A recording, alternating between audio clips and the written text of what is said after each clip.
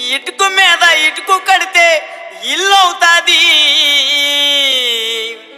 జానులీరు dance చేస్తే troll అవుతాది. ఆ ట్రోల్స్ పైన ఏడుస్తూ కూర్చుంటాది. ఆ ఊపురా బెర్రీలు చూస్తే జాలేగుంటది.